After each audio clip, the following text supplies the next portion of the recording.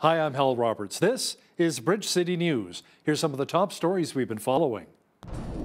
Alberta's Agriculture and Forestry Minister, Devin Driesian, has resigned. We will explain why. Lethbridge East MLA Nathan Neudorf responds to those who still don't want to receive the COVID-19 vaccine. And a new documentary will be premiered in our city, showcasing the struggles and triumphs of the Kainai Nation. Video journalist Micah Quinn will have the details. Your nation.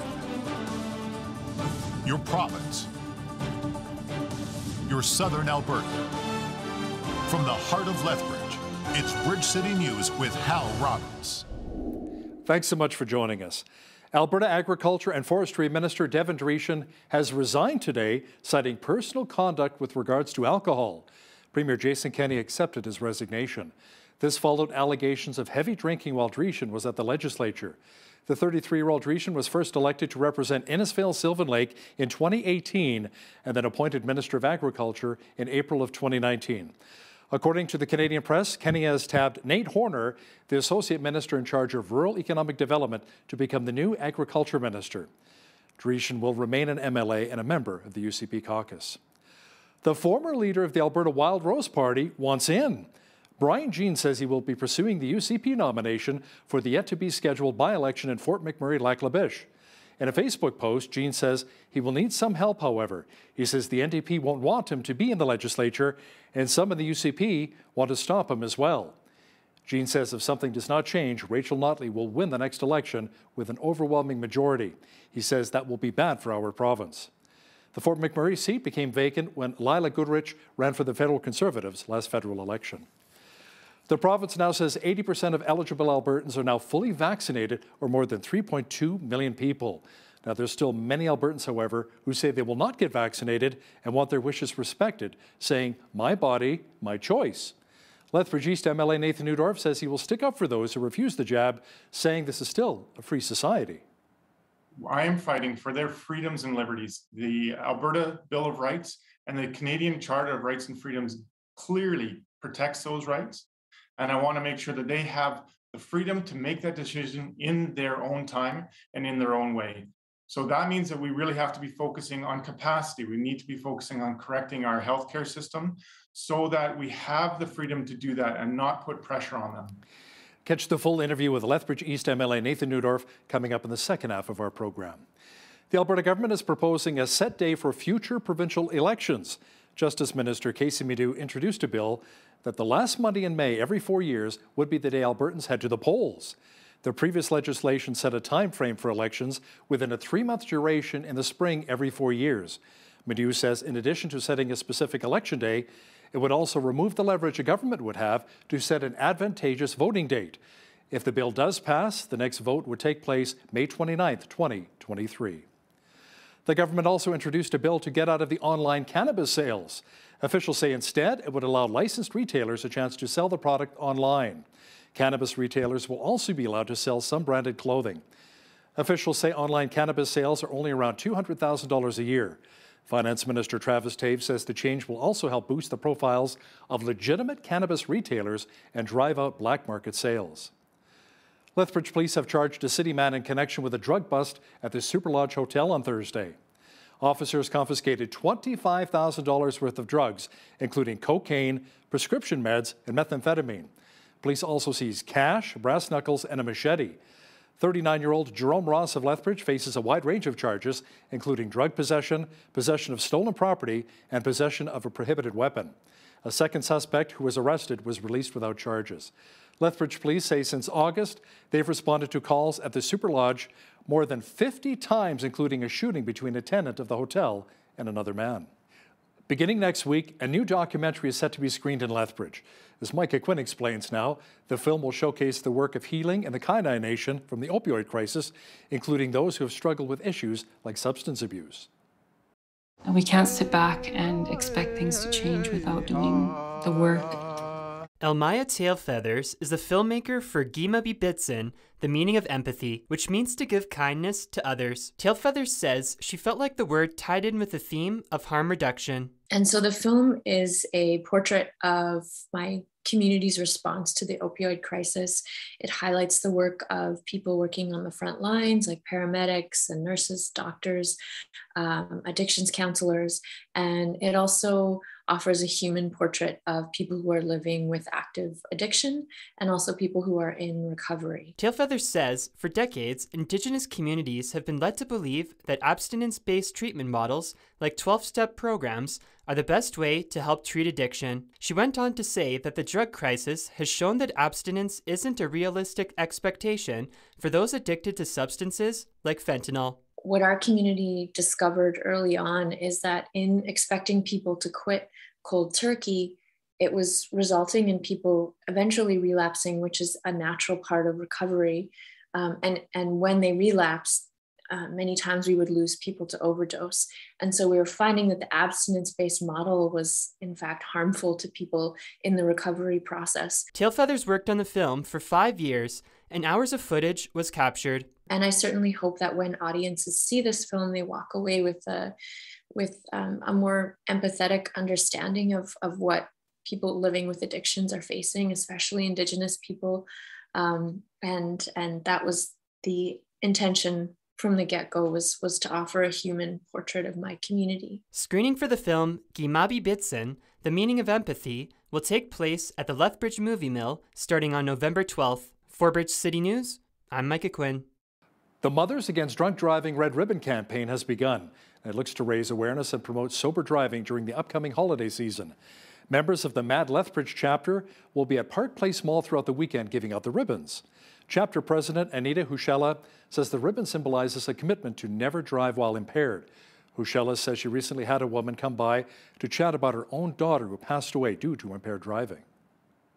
She appreciated the work that we do with MAD, and she took herself a red ribbon to tie it on her vehicle. So we ask people to tie on a red ribbon, whether it be to their vehicle or to their purse, backpack, or their keys, to show that they will never drive impaired, as well as to support the victims of this violent crime. The Lethbridge chapter does not have a goal for this year's fundraising campaign. They're just hoping to raise as much money as possible. And funds will go towards supporting victims and helping with educational purposes for the chapter. Well, Christmas is just around the corner, but prior to that, on November the 11th, of course, is Remembrance Day, a time to remember and honor our veterans. Now, for a poll question, we're asking, do you put up Christmas decorations before Remembrance Day, including your lights?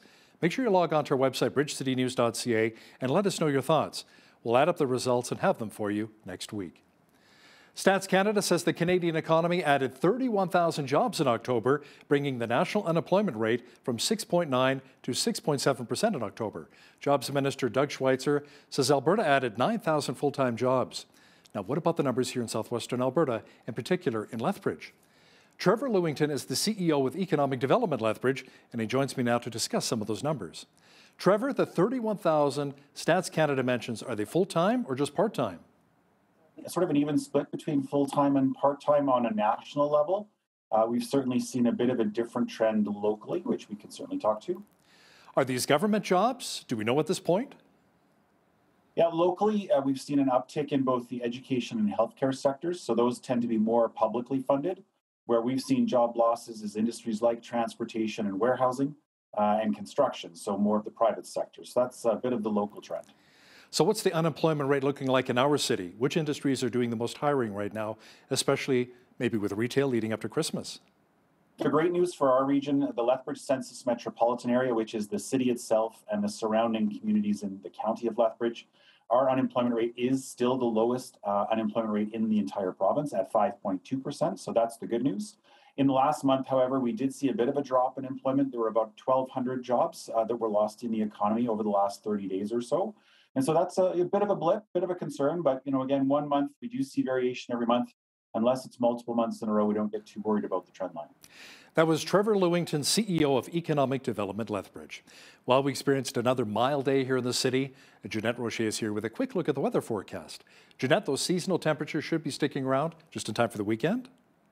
Yeah, well, you know how we are actually going to be dropping to single digits for the weekend, but that still is at or even above seasonal average for this time of year. Seasonal average sitting at around 7 degrees. We're looking at a high of 8 degrees on a Saturday, 8 or 9 actually, and then about the same for Sunday with an overnight low this evening of -1, which is also seasonal for this time of year. Now, how the next week is going to be shaping up, I will give you those details coming up later on in the show. Thanks so much, Jeanette. And by the way, this is also the weekend where we set our clocks back 1 hour, Sunday at 2 a.m., except if you live in Saskatchewan. Today is Random Act of Kindness Day. It's a day celebrated by community foundations across the country to acknowledge the power of small acts of kindness by encouraging people to pay it forward. The Executive Director for the Community Foundation of Lethbridge and area, Charlene Davidson, says this is just one small way to help out your community.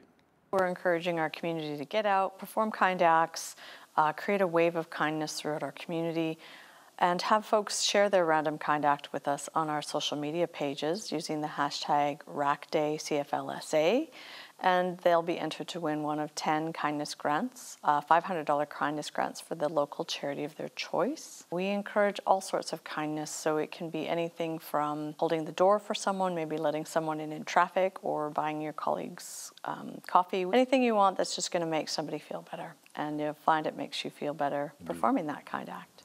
Winners and their chosen charities will be announced on Giving Tuesday, which takes place on November 30th of this year. Chris Scott has been in the news quite a bit over the past few months. Now, he's the owner of the Whistle Stop Cafe in Central Alberta. Chris faced a lot of backlash and fines for keeping his restaurant open during the pandemic. Eventually, his restaurant was shut down by the province. Chris says Albertans should be concerned about government overreach and that our constitutional rights are being trampled upon. They've actually enacted laws that do more to protect the government and protect their interests than protect us citizens. And it's quite apparent now where they can go in and they can interrupt church services, they can close down restaurants, they can tell you who you can and can't have in your home, they can tell you what businesses you can go to. The amount of power that we've given up to those who are supposed to represent us is almost unbelievable. Make sure you catch the full interview with Chris Scott, the owner of the Whistle Stop Cafe, and BCN's Jeanette Rocher coming up after business news. RCMP and Grande Prairie are asking for help in identifying those who hung up a noose in front of the house of a UCP MLA. Tracy Allard said she was traveling to Edmonton on Sunday when she received a call about a large gathering at her house, apparently those who were protesting COVID-19 restrictions. The protesters, who were caught on security footage, left behind crude wooden gallows with a noose and the words, "No to masks and the government, hang 'em all." Police say they are investigating and requesting anyone who saw anything to come forward and call Crime Stoppers. Manitoba's new premier says the legislature will reconvene for a brief fall sitting on November the 23rd. The session will follow the throne speech laying out the government's agenda. The announcement comes a day after Heather Stephenson was sworn in as premier last weekend, replacing Brian Pallister. She says their government's focus will be on reconciliation, health care, education, jobs, and the economy. Most of the COVID-19 related deaths in Saskatchewan's nursing homes have taken place in private facilities. That's according to the Ministry of Health, which says 154 long-term care residents died from the virus between March of 2020 and mid-October of this year. Out of those deaths, 62 occurred in private nonprofit homes, 45 occurred in private for-profit homes, and 47 were run by the Health Authority. Government officials say they're working on a new inspection process for long-term care homes, which is expected to be released very soon. BC's provincial health officials say they believe the call to implement a vaccine mandate for all healthcare workers in the province was the right decision to protect both staff and patients. With respect to mandatory vaccinations for healthcare workers, approximately 2% remain unvaccinated. That's 3,091 workers total. This is an absolutely necessary order to protect the lives and safety of healthcare workers and of residents in long-term care, equally in acute care. We see the same thing. And this is supported, I think, across the board. I think in communities, the need to ensure that healthcare workers are safe and are protected. Our country's Chief Public Health Officer, Dr. Theresa Tam, says Canada has been bending the curve on the fourth wave of COVID-19. Tam welcomed the high level of vaccination rates across Canada, but warned regional differences in vaccine coverage could still create a surge in the future. I think it is really encouraging and absolutely amazing. Kudos to Canadians for rolling up their sleeves that we got such a high vaccine coverage, and in fact higher than that of the United States. But many areas of the country hasn't seen much COVID activity. So I think that the level of immunity in some populations in Canada can be low, especially if you see on the map in the slides that the most vulnerable areas are where areas with lower vaccine coverage and loosening up public health measures too soon. So I envisage that there are bumps on the road because there are regional differences, and then could be upsurge in cases in pockets of under-immunization. Pfizer says its experimental pill for COVID-19 cut rates of hospitalization and death by close to 90% among patients with mild to moderate infections. The company announced it will soon ask the U.S. FDA and international regulators to authorize it. Within 3 days of the symptoms, you have now 89% protection from disease leading to hospitalization with our medicines. And the data indicate 100% protection from death. And even if you start the medicine 5 days after having contracted the disease, COVID-19 with symptoms, you have now 85% protection. This global pandemic has impacted so many of us, including those in the workforce. Hundreds of thousands of women are deciding to sit out the economic recovery so they can care for their family or reevaluate their work-life priorities. My ego was so tied with my job, and that was my identity. My job was the title. If someone asked me about me, I'd give them my resume. You know, mother came second or third. I had never been in a position of being unemployed for that long, and thank goodness I was doing some consulting work, which really did open up a lot of possibility. Or do you like just pepperoni? Pepperoni. I think the pandemic was a catalyst. It was the thing that really made everybody stop and shake people and like, you know, dude, you're being so ridiculous about your life. But if we had a paid family leave policy that supported families, if we had a robust childcare infrastructure that was affordable and where families felt comfortable leaving their children, so it was the kind of quality that communities expect, then I think then we could start to talk about choices. Well, we had some sun mixed with cloud here across southwestern Alberta and quite mild as well. A nice weekend is also shaping up. We'll have a complete look at the weather picture in just a moment. We were above our seasonal high again today, and that trend may continue into the weekend. Jeanette Rocher is back with a look at all of the weather details. Jeanette, we may have those warmer temperatures, but some gusty, strong winds as well? Yeah, you're exactly right, Hal. Actually, overnight tonight, we're going to be experiencing some strong gusty winds from the west, gusting up to 70 kilometers per hour at times, and then diminishing to about 50K. Into tomorrow, Saturday, we are looking at a mix of sun and cloud. Windy conditions as well, 9 degrees the high, and then down to 8 on Sunday. 7 degrees is our high for Monday, 9 on Tuesday, 5 on Wednesday, and 6 degrees on Thursday. So we are definitely getting down into those single digits, but keep in mind those averages, some of them are still around seasonal and even above, because the average high for this time of year is 7 degrees. Average low, -5, so we're keeping a little above that even overnight with our lows. 22 was where we were at back in 1975, and our coldest day on record was in 2003, and it was -27. 8:27 is when the sun rose this morning, and 6:03 is when the sun is going to be setting this evening, giving us just a little bit over 9.5 hours of daylight. So let's take a look at tomorrow's highs across the nation. We're seeing a chance of showers in Victoria tomorrow with strong winds in the Harrow Strait, especially 50K winds there. 8 degrees the high, 7 the high for Vancouver, also expecting showers. Sunshine at Edmonton tomorrow with a high of 8 and a high of 5 tomorrow in Calgary with a mix of sun and cloud, also looking at wind gusts of 30 to 50 kilometers per hour. 10 degrees the high tomorrow in Saskatoon. Lots of sunshine also expected tomorrow in Regina with a high of 12. And 13 is where Winnipeg will be sitting tomorrow with sunny skies as well. As we look to the central part of the country, Toronto also sitting with sunshine, 10 degrees. Montreal, also the same thing there, 10 degrees. And up in Ottawa, a mix of sun and cloud and a high of 9 degrees. Not too bad, also sitting around seasonal for this time of year for that portion of the country as well. As we look to Atlantic Canada, Fredericton's high 7 degrees, sunshine, sunny skies also in Halifax with a high of 9, high of 8 degrees tomorrow in Charlottetown. St. John's expecting rain mixed with snow tomorrow and a high of 5 degrees. So there you have it. That is your forecast. TC Energy is providing up to $3.3 billion in temporary bridge financing to cover cost overruns related to the Coastal GasLink pipeline project. The Calgary-based company says it is still involved in a dispute with LNG Canada over projected cost increases and their potential effects on schedule, but is hopeful an agreement can be reached. It also says construction on the project continues as it is now more than half complete. TC Energy reported a third quarter profit of $779 million, but that's down from $904 million a year ago. Revenue, meanwhile, increased to $3.24 billion. Lower gold prices contributed to sharply lower third quarter net earnings as Barrick Gold says its profit for the quarter fell from $882 to just $347 million US. Revenue is down to 20% year over year to $2.83 billion as Barrick's realized gold price fell 8%.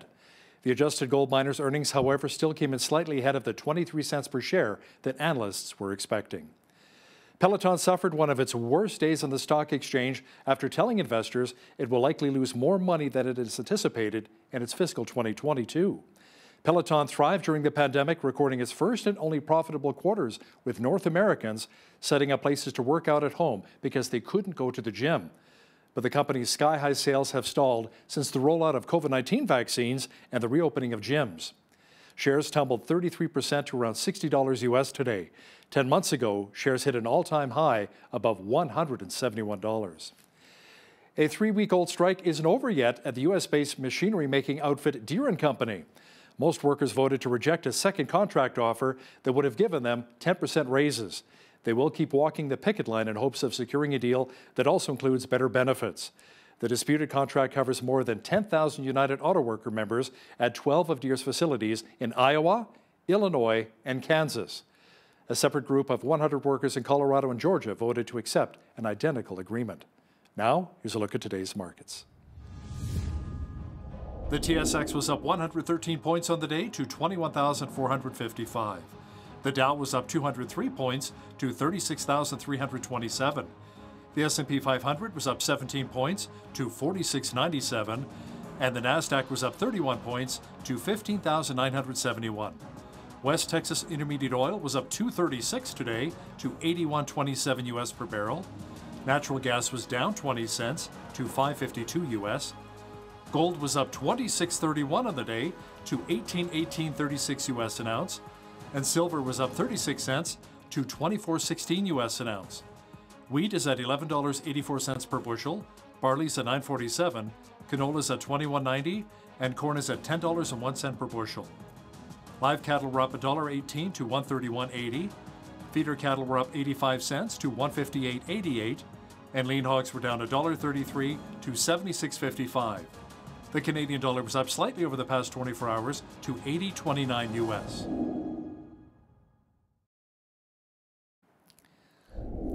Recapping one of our top stories this hour, Alberta Agriculture and Forestry Minister Devin Driesian has resigned today, citing personal conduct with regards to alcohol. Premier Jason Kenney accepted his resignation. This followed allegations of heavy drinking while Driesian was at the legislature. According to the Canadian press, Kenney has tabbed Nate Horner, the Associate Minister in charge of Rural Economic Development, to become the new Agriculture Minister. Driesian will remain an MLA and a member of the UCP caucus. Coming up, a chat with Lethbridge East MLA Nathan Neudorf, who will discuss many of the challenges we're facing, not only here in Lethbridge, but in the province as a whole. That 15-minute Q&A is on deck. There is some concern over a new provincial police force for our province. Justice Minister Casey Meadu is all for it, but others are concerned this new force will cost Albertans lots of money more, hundreds of millions of dollars more than the RCMP. To discuss this in more detail is Lethbridge East MLA Nathan Neudorf joining us from Edmonton. Nathan, Premier Kenney is pushing for this, but where will the extra funding really come from? Well, that's a really good question, Hal. What we need to realize is that the federal government has recently approved some significant pay increases for the RCMP. So in years coming forward, that cost on the province is actually going to go up significantly. According to the data that I've seen from the report, is if we were to switch to an Alberta police force, it would actually cost less in the long run because of that increased cost. And what we really want to see is more local decision making. Right now, so many of our RCMP officers, their support is from Ottawa, and they're just not getting the support and decision making that's effective, efficient, and timely for the people here in Alberta. And that's what's really driving this conversation. So why not just keep the RCMP though, Nathan? I know many RCMP members, they're well entrenched in their communities for 20, 30 years. You know, they're already well established. Why not just keep them already in place here across the province? Well, that's what we would really ideally love to do, is we would love to retain those frontline RCMP officers, those men and women who serve their communities really, really well. It's the Ottawa bureaucracy and that detached decision-making that's really causing provinces troubles. And Alberta's not alone in this. Nova Scotia is looking at moving away from the RCMP. Saskatchewan is now looking at that as well. There's a cost benefit decision to be had here, but it's also about the best service for the people right here in Alberta.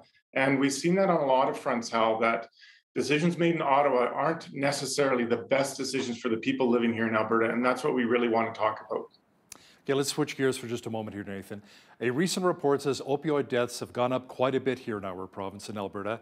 In fact, we're on track for our deadliest year for overdose deaths ever. Since May of 2020, overdose deaths have jumped 45%. Now more than 100 people have died each month from overdose deaths here. And a lot of them are people in their mid to late 30s are most at risk, making up 3/4 of those overdose fatalities. Now, we still have an opioid crisis here in our city. What solutions are you proposing maybe that can be brought up to really help those who want and need the help? Yeah, Hal, it's been very difficult. I think that the pandemic has definitely had a very negative impact on some of the people caught in addiction. And I think that means that we have to readjust our focus, that we're not treating a drug problem, we're treating an addictions problem. And that's why we're adding pillars to the strategy to help individuals who are caught in addiction. There's still the supervised consumption site that's still there, but now we're adding treatment and recovery and long-term treatment and recovery beds. We've spent over $15 million in Southern Alberta, in Lethbridge, Standoff, and Fort Macleod to add beds to that capacity to help people recover from these addictions. Now, it's going to take some time to build the facilities, but the spending is there, the commitment is there, the services are coming. Unfortunately, with the pandemic, they just couldn't be brought online quickly enough for some individuals, but we're still working in a very positive direction to get them the support that they truly need. Now, we also have a serious doctor shortage here in Lethbridge. In fact, my wife and I lost our doctor. We even left the country altogether. What's being done to attract more physicians here to our region? Yeah, this has been the top issue on my desk for about 8 months now. And I've had many conversations. It's a very challenging topic. Obviously, there's nuance to it that most people don't understand. We have the Ministry of Health that oversees this area, but there's Alberta Health Services, which governs the healthcare within hospital facilities. Family doctors don't operate typically in hospital facilities. They're outside of that in an independent practice. And that is the third entity, Alberta Health, who governs those contracts and the hiring of those doctors. Now, the government doesn't have the ability to force people to practice anywhere. They don't, just as they can't force people to set up businesses anywhere. So how do we attract that? Well, one is we have to get back to the table for the AMA master agreement and resolve those issues. Many doctors want to see efficiency and cost savings in the area of health. We have to work with them, get that agreement. So we take that uncertainty out of the market. That's a very significant starting point. Then from there, I'm really working on trying to have more rural training. In fact, I was asking questions about that yesterday in the legislature. It's a known study that students who train in more rural settings tend to set up a practice in more rural settings. Because you can imagine after 7 to 10 years of training, if you're well established wherever you're at, in a city or in a town, you're more likely to stay there, whether you develop relationships, whether you purchased a home, established a business, that kind of thing. So that's some of the efforts we're looking for, but obviously that's a little more long-term. The province's 80% of eligible Albertans are now fully vaccinated. In fact, recent stats say more than 3.2 million Albertans are now fully vaccinated against COVID-19. Nathan, there's still a number of Albertans, including right here in Lethbridge, who refuse to get the vaccine and want their wishes respected. We keep hearing, it's my body, my choice. So what do you want to say to those Albertans who are watching right now who do not want to be vaccinated? Well, I would ask them to make sure they're comfortable before they get vaccinated, but to truly consider it. But to also let them know that I am fighting for their freedoms and liberties. The Alberta Bill of Rights and the Canadian Charter of Rights and Freedoms clearly protects those rights. And I want to make sure that they have the freedom to make that decision in their own time and in their own way. So that means that we really have to be focusing on capacity. We need to be focusing on correcting our healthcare system so that we have the freedom to do that and not put pressure on them in a way that makes them feel uncomfortable. Some people just need that time. And we know that some people just never will become vaccinated. But that is one of the beauties of living in Alberta and in Canada, that we have those rights and freedoms protected. Nathan, the official opposition has been on the attack of Bill 79, the Trails Act. NDP environment critic Marlon Schmidt says the bill would give Environment and Parks Minister Jason Nixon more power over Alberta's trails. And they call into question Nixon's track record over managing public lands in light of the controversy of coal mining in the eastern slopes of the Canadian Rockies. And he also imposed that fee on nature with Kananaskis Conservation Pass. Now, your thoughts on that? Well, again, the opposition is doing what the opposition does, is oppose legislation. But I think the K-Pass actually was extremely successful. We raised over $10 million in park fees this year on that, even with that very moderate fee, a $10 a day or $90 for the year. And that tells you just how heavily used it is. So you can imagine trails in our nature areas, if they're seeing 5 million footprints go by them every year, that's a lot of work to manage. So we're going to pour that money right back into it to manage those trails, to protect those trails, to work with our First Nations people to protect their way of life and some of their areas that we want to be protected. And that takes time and it takes money. Well, this is closing the loop on that. The first part was the fee on parks, but it's being poured back into those trail systems to manage them, to protect them, so they're there for you and they're there for your children and they're for your grandchildren. And I think that's just responsible stewardship and management where we see a lot of use, and that's just something that we had to do. And I believe this is the next responsible step.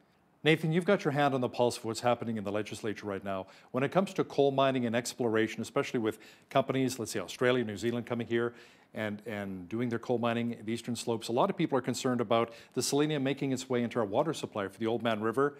So what are you hearing right now? Are a lot of those contracts going to be null and void? Or are we going to maybe not consider more contracts in the future to protect our wildlife and water supply? Well, that's the question for the governing boards and bodies, including the federal Ministry of Climate Change, and I forget the exact term of it, but those applications have been denied in my mind. So everything is on hold. That environmental process remains in place to do exactly that, is to understand and manage any applications that come forward. And as far as I am aware, that the latest ones have not been approved. And my position has always been that we do need to develop our resources, but it has to be safely and carefully. And yeah, protecting our water as a precious resource, not just for human consumption, but for our irrigation, our farmers and ranchers, that's a pretty significant industry. And we can't harm one on behalf of another. So the process is there and the protections that are there, I believe they're doing the job that they were meant to do. Now, one of the questions on the recent municipal election ballot was if we should have a third bridge here in our city. The majority of those in our city voted yes. I know a lot of people live on the west side. Now, I've chatted with newly elected Mayor Blaine Hagan, who said it would be extremely costly. Even though local taxpayers would be on the hook for the potential project, would the province maybe help us out a bit financially? Well, and that's a great question, Hal. It really depends on where that third bridge goes. If it goes within the city limits, then the structure for funding to the city already exists with the MSI program, the Municipal Sustainability Initiative, which it has seen some recent reductions over the next few years.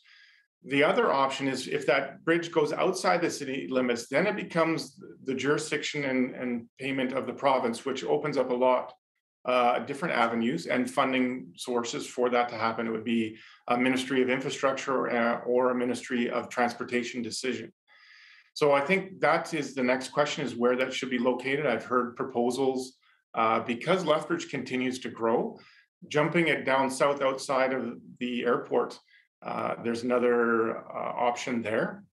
And then there's different avenues for funding, including the possibility of a toll, which would jump it up the time frame. I know that's not necessarily very popular, but user fee can help that. And it can help bring a project forward instead of waiting for 10 or 15 years, bring it up to a 5 or 7 year kind of time frame. Now let's talk about affordable housing here for just a moment. The province has a 10-year strategy that will apparently improve and expand affordable housing. Stronger foundations will help provide safe, stable, and affordable housing for an additional 25,000 households. How does Stronger Foundation strategy actually work? Well, this is the bringing the power of private enterprise into this market, where it's no longer just the government trying to fund it, and then you're in the waiting list for your next project. This allows private enterprise to develop, build, and bring them on, and yet the government still pays for the supported housing component of that. And that way you can get a lot more doors available to people much more quickly. And I think that's the real key there. A lot of proponents are supportive of this private partnership, and that's what we really want to see. I think it's pretty straightforward supply and demand. The more houses you have available, the lower that cost is to those individuals. And that's the partnership that we're looking for. Now, the Alberta NDP allegedly broke fundraising records in their fiscal third quarter, raising $1.3 million in donations from over 32,000 individual donors. The UCP, meanwhile, fundraised about $1.24 million. That's according to Elections Alberta. Nathan, what will it really take to win back support for your party and get more grassroots Albertans to support you and your party? Yeah, Hal, that's another good question. We have to get past COVID, to be perfectly honest. We all know how much COVID has impacted our lives. Economically, it's really hit small businesses very, very hard. It's impacted everybody, both public and private. But that job security, that ability to donate, and even that desire to look outside of your personal circumstances has really diminished. So if we can get past COVID, then we can start to see the improvement in our economy. I think we have lots of really great projects coming online. We're actually hearing more and more about people needing more people to come to work, not less. So we're seeing that economic turn. And then if we can get back to opening our economy locally as well as globally and see that recovery, then the third step is that social recovery, where people become more used to going out, more used to being able to look out for others, and therefore bring their donations back. But it's going to take a process, and it's going to take some time. Lethbridge East MLA Nathan Neudorf, thanks so much for joining us today from Edmonton. Thanks, Hal. Appreciate it. Well, many of you have likely heard about the Whistle Stop Cafe and Truck Stop in Mirror, Alberta, after Alberta Health Services and the RCMP closed it down for violating COVID restrictions. The owner of the cafe, Christopher Scott, was recently fined $20,000 for violating a court order by holding an anti-shutdown rally back in May.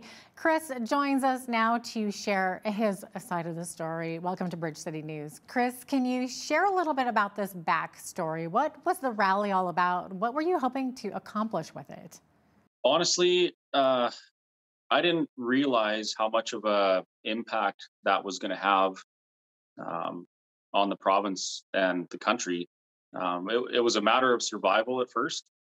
So we knew there was something fishy going on. We knew that what was happening to our business and other businesses, and the population in general, wasn't right. And we just made a decision to exercise some civil disobedience in order to maybe make the government pay attention to, hey, there's those of us out there that we don't agree with what you're doing, and we're not going to let you trample on our charter rights. Okay, so what is your main concern with the government COVID restrictions? Oh man, where do I start? I guess my primary concern is the government playing politics with medicine. Anytime that's happened in history, it's been a disaster. And I'm old enough to have seen a little bit of this, growing up. anytime the government tells us they need to do something to keep us safe, and they push and they push and they push with advertising and agenda, it generally hasn't been a good thing historically. So there's some issues at play here. So number one, we're supposed to be constitutionally protected. We're supposed to have protected rights and freedoms under the charter. And what I've seen over the last year and a half is that, unfortunately, our government has, and this is all over Canada, this isn't just Alberta, they've actually enacted laws that do more to protect the government and protect their interests than protect us citizens. And it's quite apparent now where they can go in and they can interrupt church services, they can close down restaurants, they can tell you who you can and can't have in your home, they can tell you what businesses you can go to. The amount of power that we've given up to those who are supposed to represent us is almost unbelievable. So there's a lot of different things at play here. So there's the charter violations that are happening all over the place. There's the judicial system that's allowing it, and they're abdicating the law. They're ignoring or overriding laws in their never-ending crusade against COVID without justifying that what they're doing is either effective or necessary. Now we have the government playing politics in medicine. Governmental organizations, corporations like Alberta Health Services, they're being allowed to control a narrative and interfere with the relationship between us and our doctors. And that's never really been done before. The main thing right now is both the College of Physicians and Surgeons of Alberta and the College of Pharmacists. They have this hate against anything that goes against the drug companies' narrative of vaccinate our way out of this. They've told doctors they can't prescribe certain medications that we're using in other countries effectively. Alberta Health Services has actually forced their employees to sign non-disclosure agreements in order to prevent investigation of their pushback against those mandates. All right. So I just wanted to jump in here for a second, Chris, regarding the fine that you received for $20,000 for violating a court order by holding an anti-shutdown rally back in May. So the judge in this case was going to sentence you to 21 days in jail, but instead he didn't want to give you martyr status. Instead, he fined you the 20 grand. So is something like this going to stop you from speaking your mind? It doesn't sound like it, but are like-minded people, are there people like you who are helping you raise money to pay these fines? Yeah, there's a huge group of like-minded people. So I don't know if you saw yesterday, but we launched our organization, WS Full Steam Ahead. And it's basically a group of like-minded individuals that want to push back against this in an organized manner so we can actually make some real change. In the couple of weeks before our formal launch, we gathered 500 and some odd members. Last night, we got another, I think, 1,500 members. So already there's 2,000 people within this organization that are going to do whatever they can, offer to volunteer, do research, help lobby, whatever they can do in order to push back against this. So a $20,000 fine plus $10,000 in costs, it doesn't even cross my mind. Like, I'm not concerned about that. We're appealing that, of course. And it's very ironic that Justice Germain, he said he didn't want to make me or the Pulowskis martyrs, but instead he did something that kind of martyred us more. We have a compelled speech part of our sentence. What kind of government or judicial system gives you a compelled speech sentence? Like, nobody is going to tell me what to say or what not to say. Nobody is going to threaten me with financial stuff because I've had money before. I've been broke before. I really don't care. At the end of the day, it's about if you're gonna do what you know is right, you better be prepared to take some lumps. And if you do what you know is right, why would you worry about any of that other stuff? Like really, $30,000. A couple hours after my sentencing, somebody started a GoFundMe to help us out, and I think that GoFundMe raised like $30,000 in a couple days, and that's three ways between me and Artur and David Pulowski. But that just goes to show that people are willing to step up and get behind people that are sticking their necks out. And the same goes for the doctors and the nurses that are speaking out and they're getting fired. Like they're losing a lot more than I could ever lose. Could you imagine going to medical school, spending, 7 years doing an internship, basically offering your service to people to keep them healthy for your whole career, and then being told that you're going to get fired because you don't buy into a mandate? Like those people are losing a lot. And the communities are willing to support them too. Right. Now, Chris, you had mentioned compelled speech before. So that would be that the judge has ordered you to verbally share a disclaimer every time you express your opinions publicly, right? So what exactly are you required to say? I haven't memorized it. Usually I read off a script, but it goes something like this. The views and opinions that I express are contrary to the Alberta government and Alberta Health Services and the College of Physicians. Vaccines are a safe, effective, and proven way of dealing with COVID-19. And I can't even remember the rest of it. But they're basically asking me to say, what I'm going to tell you isn't right according to the government. That's what they want me to say. Exactly. That's interesting. So, I mean, essentially the judge is compelling you to say something that you don't believe in, that you don't believe to be true. So I'm not a lawyer, but that order seems to contravene your charter rights to freely speak your mind. Well, in Canada, we don't actually have the freedom of speech. We have the freedom of expression. I can express myself however I see fit. And mind you, sometimes we express ourselves and there's going to be some consequences, but we're free to do so. In this case, what they're asking me to do is denounce my opinions before I give them. It's different than them telling me I have to say, they're not really telling me I have to say that vaccines work or this vaccine works. They're telling me that I have to say the government believes that this is the only way out of this. They're making me speak on behalf of the government. And I'm sure you're aware this has happened before in Alberta, and it went to the Supreme Court and it got overruled. We had a time when there was a law that said journalists had to print the government's rebuttal alongside anything that the media said against them. And that, I mean, it was complete garbage. It was struck down almost immediately. And now we're doing it again. So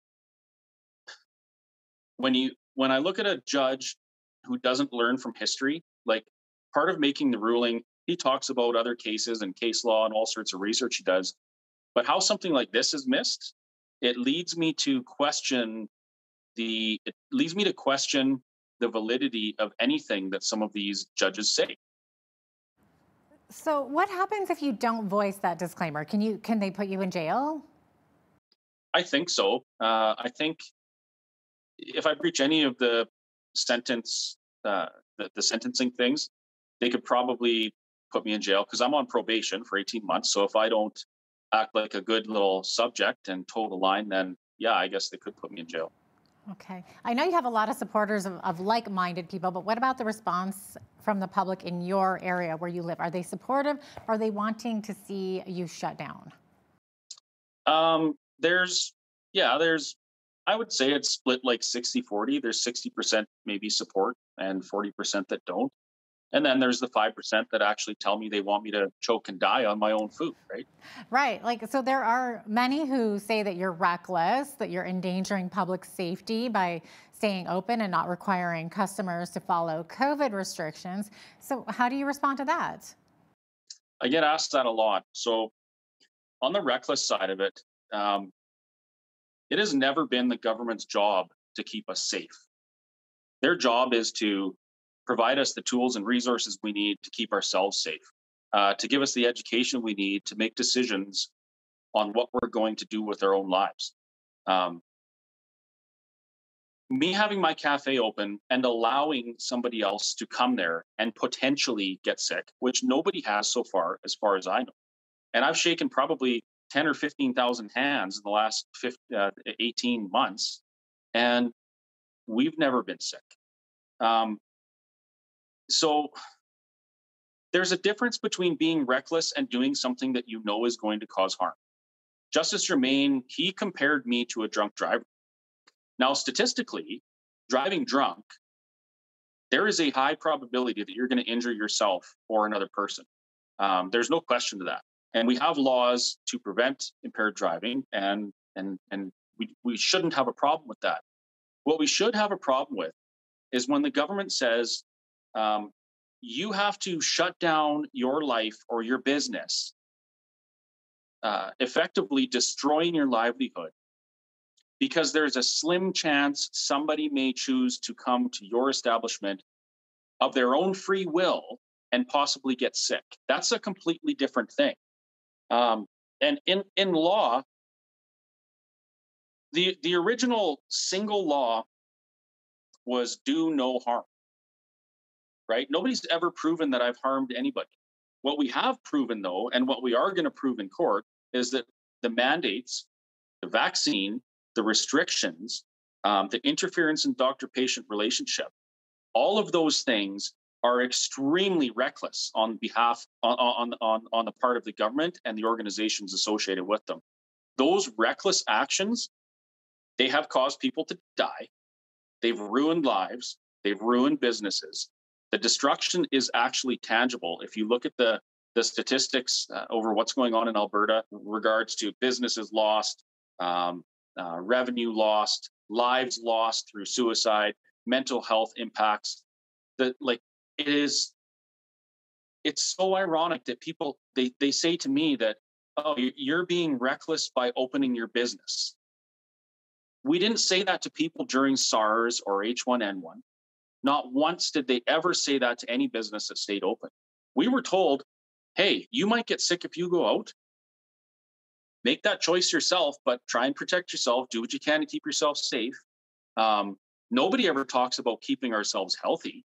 I mean, there's so much evidence and science that tells us in Canada, it's super important. When kids go back to school, we need to make sure our immune systems are prepared, because that's when we start to get sick.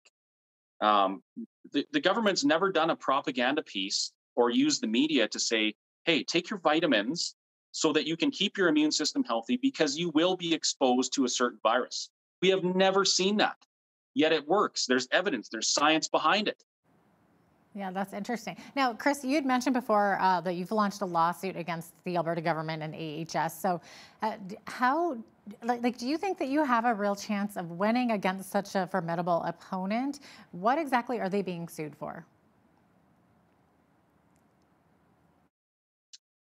Well, first off, I want to say that if I based my decisions on whether or not I'm going to win or lose, I probably would be hiding in my basement. Not once during this whole thing have I ever used winning or losing as a reason to do what I'm doing. I do what I'm doing because it's the right thing to do. And if I lose, it doesn't matter to me, because I'm doing what's right. If I win, that's great, because I want to hold these people accountable. Yeah, it's not about winning or losing. So, yeah, and I don't know. People seem to think that the courts they're more for the government, they're for the crown, they're to protect their interests, and I'm tending to agree, just with what I've seen. But regardless, we are suing the Alberta government, Dina Hinshaw, and Alberta Health Services, and what we're suing them for is interfering in our right to peacefully assemble for political purposes. So we are going to try. We may fail, but that's not the point. The point is that if we don't stand up and try, then what's the point?